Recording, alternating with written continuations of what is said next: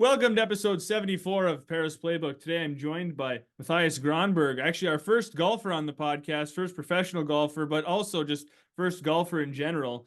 Golfed in over 600 professional events, 325 Pro-Ams, and in total 55 countries, over 197 PGA events, and 12 major events, including the US Open, the Open Championship, and the PGA Championship. Mathias, thanks for joining me. How's it going? It's going well, Alex. But as you know, I've been sick for a week. But no, I'm doing well, thank you. Yeah, finally getting over it a little bit, at least on the mend, Yeah. on the uphill climb. Yeah, no, it's all. That's the number one thing that you look upon. I have a family now with 3 children and a wife, 24 years married, and health is you just want to stay healthy. Yeah, That's so yeah, going. exactly. And it's hard to enjoy doing things if you're not healthy. Yeah. So this episode is kind of extra exciting for me. I never used to care about golf. Growing up, I wanted nothing to do with golf. My parents wanted, do you want to take lessons? Do you want to play? No, I wanted nothing to do with it. And just recently, actually, in the last few months, I've become absolutely obsessed with golf. I watch the PGA Thursday through Sunday every single weekend. I got my own set of starter clubs. I'm in Michigan, so none of the golf courses are open yet, but there's a field across from my apartment that I've actually been going over and just practicing. So I'm super excited to talk to you now that I'm kind of in my golf craze. Yeah, no, I can't emphasize enough, for you probably have a fairly young audience as well. Take up golf. It's one of the best things that you can do for getting ahead in business. I've seen so many business people do business on the golf course, and Yeah. and you cement your relationship with people that way. It doesn't need to be business that day you play with them, but 2-3 weeks later, maybe you do business with them. So it is a very important thing, and it's a great sport because it's equal. I mean, I can basically handicap you right now and go out and compete against you. Yeah. No sport can a pro play with just an amateur and have a good time playing. Right. It's not like I could go play basketball against LeBron James and actually stand a chance, I don't think you would come too far with that. No, definitely not. So what age did you start golfing? I was 10 when I found my mother's golf clubs in the basement. She and my father stopped playing for about 8 years, and then I found her golf clubs. And the following day, we went to a golf driving range, and I hit my first bucket of balls. And basically, after 30 balls, there was this older gentleman that had an assignment to try and lure in new junior golfers to the golf club. And he asked if I wanted to join the golf club and become a member. So I told my mother and said, "Can I join?" I thought it was fun because it was going pretty good too. I was like hitting good. And so I joined. I was 10 years old. Wow. So then after that, did you start taking it pretty seriously pretty quickly? Yeah, that first summer, I played soccer all the time as well. But that summer, I took it quite seriously. And in like 3.5 months, I was playing for under 10-year-olds in Sweden. I was top 10. I went all the way to the final from my golf club. So it was kind of cool. Yeah, that's a pretty fast progression. Did you end up having to drop soccer then and devote all your time to golf? It took several years before I did that. I was basically, I think, 14 and a half years old.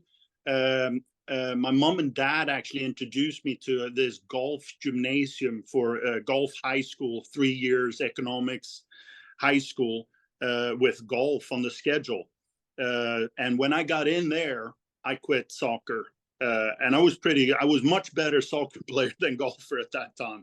But I just love the individual challenges with golf, that it's up to you and nobody else kind of.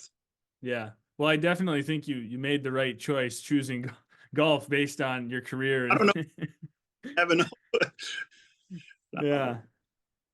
So I'm sure the process is a little bit different for everybody, but what was it like for you to go from an amateur to a pro?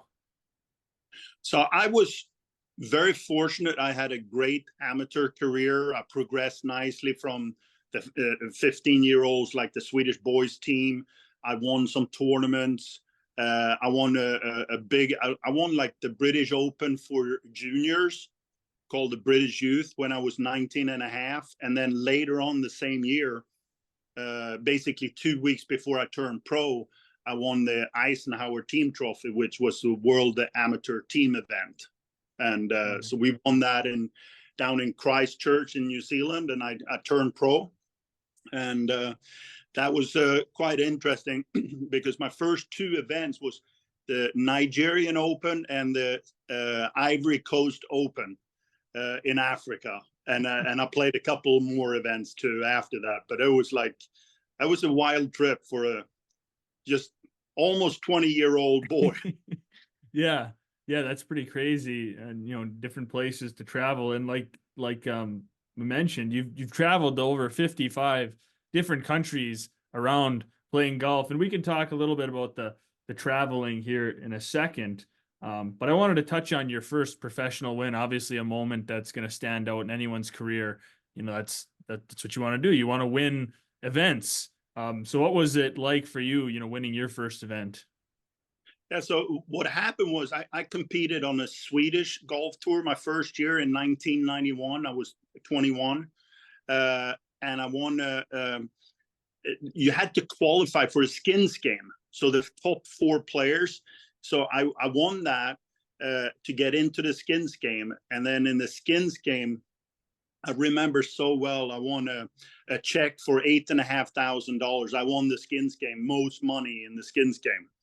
And so that was pretty special. But when I look at it, when the first big win was in 1995, in my second year on the European tour, I won a tournament called Canon European Swiss Masters up in the Swiss mountains. And it was a very special event because it gave me 5-year exemption on the European tour as well.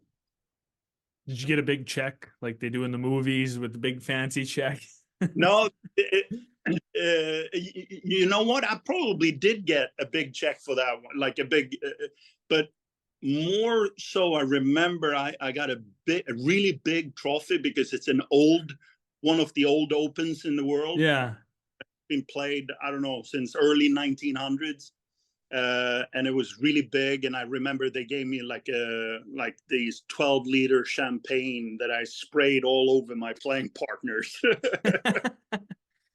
Do they actually do that with the giant checks? Like you see Happy Gilmore, he says, no, I want mine to be that big too. Is that something that actually happens at some of these events, or was that dramatized more for the movie? It doesn't really happen in the bigger events. It's more for the mini tours. Like a Ferry Tour might have it still, but more for the mini tours. And there's a lot of them across the US and the world. Okay. Well, a big trophy is nice too. Yeah, the trophy is what you look at. You look back on. I hardly remember how much money I made from each victory and stuff like. You remember the wins. Right, and getting that trophy, holding it, and raising it up. And so we mentioned the traveling, 55 different countries, but also you mentioned that you've got a wife and kids, so a lot of traveling in golf. Was that difficult at times, having a family and having to travel all over the world playing in events? Yeah, I haven't updated it. It's 56 now. I actually knocked off Bermuda a few years back before COVID, and I actually got a hole-in-one there, my last hole-in-one too, which is, by the way, which is a lot of hole-in-ones. It is, yeah. But it was kind of so easy because my oldest son was born 2002, and my first year on the PGA Tour was 2004. After 10 years in Europe, I came over here. I won the Q School, and we traveled as a family basically for 5 or 6 years until 2009. My youngest son started playing, or 2008 even. he started going to school. So then they started traveling much less, and it was hard for me. It was hard because I didn't really phase it out in between. I went from having the family with me all the time, and then suddenly they were completely gone, and that was hard. And for some reason, I didn't really use Zoom, or I don't even know if they had it at that time. So FaceTime, I don't even know if I used FaceTime at that time. Was it hard on your game at all? You know, having your family there, your support system, and all of a sudden they're not there, and you kind of you don't have a support system there. Did you notice any difference with that? Yeah, I started playing worse. I definitely started playing worse, but that's life, kind of. Right. But it's yeah, it was kind of I had some a bad left foot in 2008, 2009. For over a year, I played taped up. And then 2010 was my last year on the PGA Tour. And then starting to play on the mini tours like the Corn Ferry Tour now. That's hard after I played for what was it then? Yes, 17 full years on the big tours, and then suddenly you're on the mini tour. And the mini tour, the Corn Ferry Tour, is played on a country club golf courses. They're very short, so you play a lot of wedges into the greens, and it's basically wedge and putting contest. And my whole strength, my game was geared on playing really hard golf courses or bad conditions. Yeah. So was that kind of a shocker at first for you? You know, like you said, going 17 years playing the big events. Now you're playing these smaller events. Were there more younger guys on the smaller mini tours at the time, or was it a mix? No, it was a little bit more younger, but at that time I wasn't really feeling like I was old. I was 31. So the difference from 31 to 20, say most guys have gone through college, or they've done a couple of years to get on the Corn Ferry, so they're 26, 25. So I didn't really feel like I was old while I was playing on the Corn Ferry Tour. Right. So were there any golfers, you know, that you really enjoyed golfing with or against, you know, throughout your career in different, you know, PGA events or European events? Yeah, I must say everybody has been so good over the years. Like it's just good memories from it. In Europe we traveled a lot with bus, and as I progressed on the European tour and got to become a winner, I started getting the VIP treatment of going in the luxury limousine cars that they only had like maybe 14 cars or 20 cars for the event. Nothing like it used to be when I got over here on the PGA Tour. You had all rental cars. You had your own car for the whole week. Everything is just served up to be perfect. And most tournaments, you actually check out a brand new car, a brand new Cadillac, or it's really wild.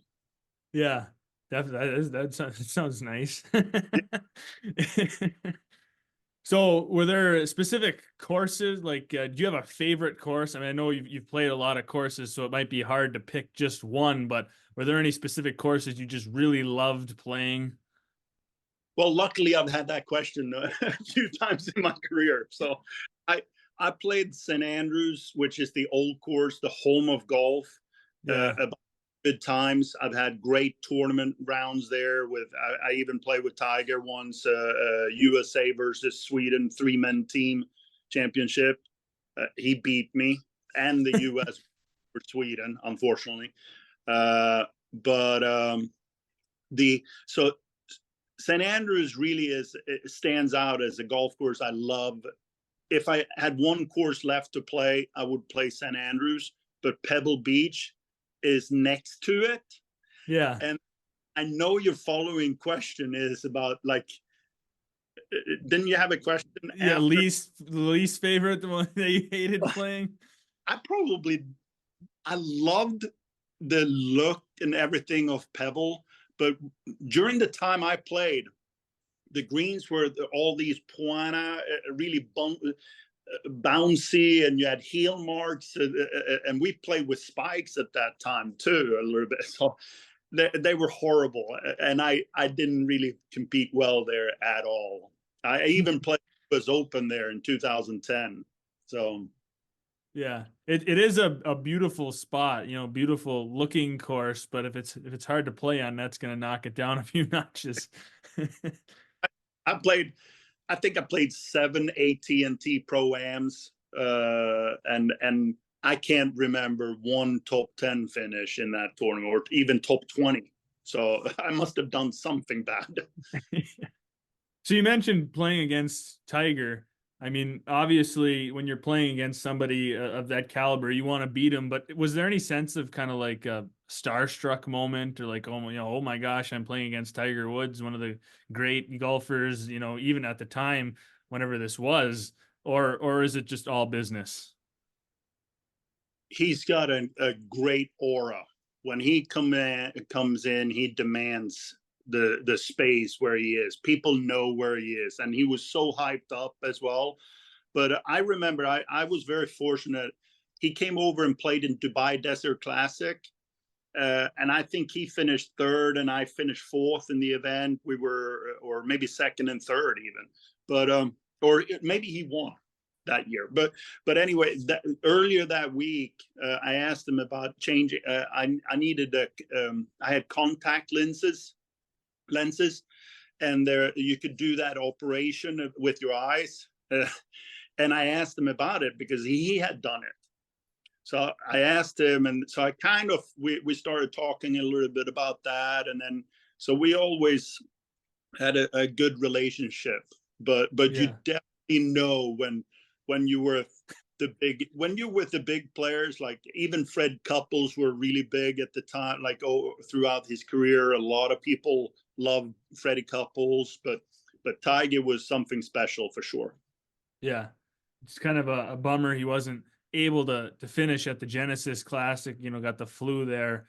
But promising that it wasn't, you know, his back or his legs that kept him out. It was the flu. So I guess it gives some promise that hopefully he can play in another event here soon and play the whole thing. But he's just kind of a freak of nature when you think about it. It's amazing what he can do. I saw a video on, I think it was on the Foreplay podcast. They had a long drive contest, and one of the guys in the podcast hit his drive, and he was feeling pretty confident. And then Tiger said, "Oh, you see where that went?" And he got down on his knees, and he outdrove the guy from his knees. Just one of Yeah, those moments that, yep, that's Tiger Woods. He's he was extremely good, and I've always you could see in the rhythm and the timing of his swing that he was just set apart from a lot of players. yeah, Um, there were several that have had similar kind of nice flow and swing to it, but a lot of players have like you go like, oh, that didn't really look so good or whatever. But he was just his rhythm and timing was off the charts. And I could tell you a fun story. I played him with him third round British Open. So the Open Championship, which is deemed the largest event. This is a long time ago, though, in 2003. So we're tied 14th going into Saturday. And he starts with 3 birdies, and he holds out a bunker shot for an eagle on hole number 7. He's now 5 under for the day, and he's in the lead. And it was mayhem. We had 30,000 people around our group for the day, and we had 85 people inside the ropes taking photography. And for me, I loved it, but it was still out of my comfort zone. I yeah, normally have maybe 5 or 10 people maximum, but yeah. with him, it was just the media was just so big always. How'd you finish that day? I well, in the end, I finished tied 18th, and I think he finished tied third in the Yeah. end. Ben Curtis Oh, won U.S. yeah. Well, 18th, that's not bad for, I mean, a tournament of that caliber, like you were saying. I mean, And I almost caught him that day. I think he might have shot 2 under and I shot level or something like that. He had a poor. He played really bad Saturday afternoon. The back nine, Yeah. both and Sunday, and that's why he didn't win. Otherwise, he would have won another major that year. Yeah. What could have been. Yeah.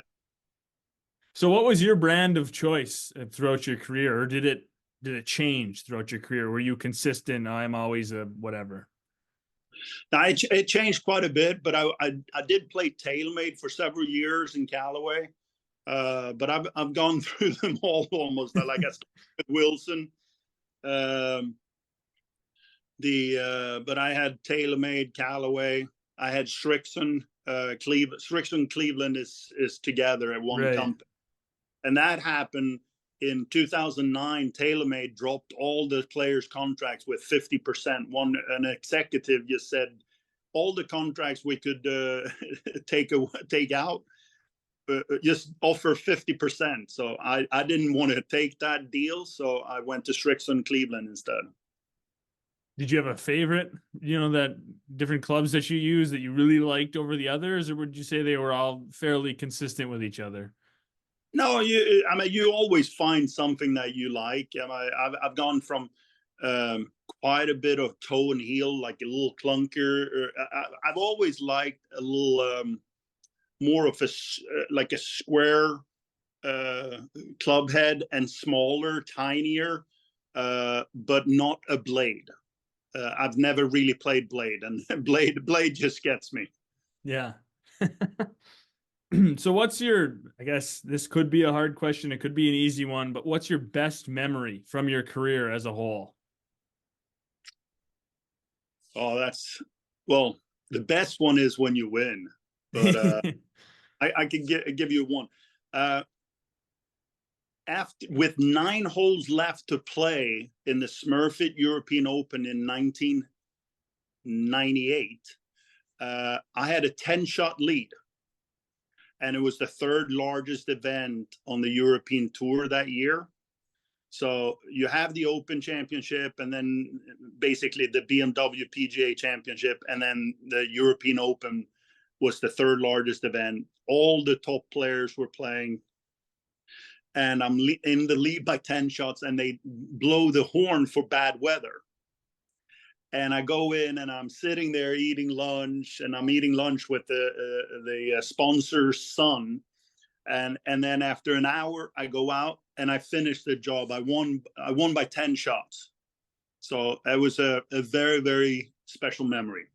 Yeah. But it's a long. Yeah. Yeah. Well, it sounds like it definitely would be one that would stick with you. Yeah. And also, all the fun trips, flying across the Atlantic in a private plane with a player. I've done it twice. Unfortunately, I never got to a status where I had my own private plane, but I've flown twice private over the Atlantic. Both times were hilarious and good stories. The friends that you meet and the friends you have, I'm very fortunate. Like, I have friends all over the world. And they've gone on and they're in different positions in the golf industry or outside. So yeah, definitely.